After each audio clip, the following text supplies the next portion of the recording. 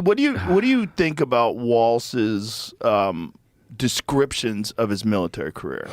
Because there's some issues there that people have.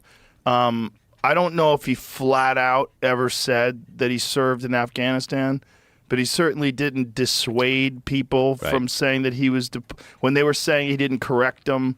Right. There was things he didn't, and he didn't. And you can look at interviews, and there's no pushback. There's no like, excuse me, I didn't go to Iraq. Right. Exactly. And I retired, as my unit was deploying. And so we were retired a couple months before. A couple months before, right? Yes, what is the whole but those story guys know it? they know that they're going, right. It's not like they suddenly get a paper, on one day. There's a build up to that, and they're aware of it. And so, even his personnel were saying, look, we all knew we were going. He knew he was going. Now, okay, fine. He made the decision, right? But I think with his what do you want to call it, padding of his resume for political purposes, obviously, when he was running for Congress. Well, there's more than one thing, too, right? He said he was a head coach. Yeah, he was a head coach. He was not a head coach. He was an assistant coach, which is an honorable thing. There's nothing wrong with being an assistant coach. Yeah, absolutely. And he also inflated his actual rank, right? He was slated to achieve a certain rank. Right. And how did it go? Like he had to commit to the fact that he wasn't going to retire in order to achieve his rank? Is that what it was? He didn't finish essentially the program, the coursework, for a command sergeant major. Can you explain how that works? Well, I mean, he had the rank, right? He was awarded. I think he had gone to, where did he go? I think he went to Italy on an assignment. Look, he's in the National Guard, right? So, First of all, there was sort of this, I've served for 24 years. Or he's not really saying that.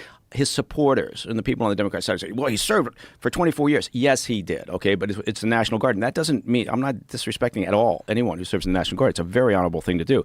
I'm just saying they're kind of conflating, just like he did with his rank or these other things, the idea that somehow he was, full-time, 24 years in the military.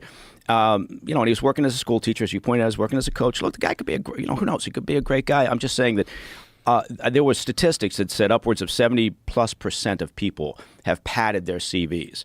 So what he's done isn't unusual, but it's very much highlighted now. It's like 70%. Yeah. And look, I've got a service line in the company, Portman Square Group. I am a marketing machine. Good job. Thank you. And but we have a due diligence group that does nothing but background investigations, due diligence. And so they spend a lot of time looking at people's CVs or resumes, and it's a shocking number of people. And sometimes it's not really nefarious. It's just okay. Maybe I misspoke, or maybe I did put something in, and I over-egged the pudding a little bit. But then, like 10 or 15 years down the road, you've kind of ridden on that for all that time, and we've seen that happen where people suddenly get called out, right? Yes. And so. I don't read too much into the fact that he padded his resume. I think it is very disrespectful that he didn't push back on the idea that he was overseas deployed in combat, or that he claimed that he retired in a position. I think they gave him a master sergeant title or rank when he retired, which is just one step below. Which is still honorable. Very honorable. And it's nothing to be shameful of. Like saying that, just stating the actual rank, it doesn't change anybody's opinion of him at all. Yeah. So, again, so it's a lie that doesn't really elevate you. It doesn't, and when you get called out on it, it just kind of makes you look like a dipshit, right? And that's something that he's got to deal with now.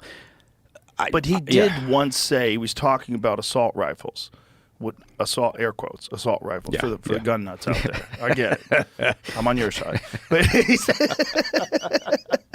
but when he was talking about, you can kind of assault somebody with a BB gun, right? Yeah. But when he was talking about them, he said the weapons of war that I carried, I don't know the exact quote, but it was essentially alluding to the fact. Yeah. Yeah. And again, is it? I don't understand it. Is it necessary? No. Did he feel that it helped in his early days running for a political office? Obviously, right? Well, he's also seen Joe Biden get away with it, right? Joe Biden has gotten away with lying about his record, lying about his accomplishments, from the beginning back when he was running for Senate. Right. I mean, I'm sure you've seen that old video where he confronts the guy and tells him he's got a higher IQ than him and how he graduated at the top of his class and all lies. Yeah. No, absolutely. And you're right. He's gotten away with it, just like, apparently the plagiarism and other issues, and certainly now the mental decline. He's still president, I guess.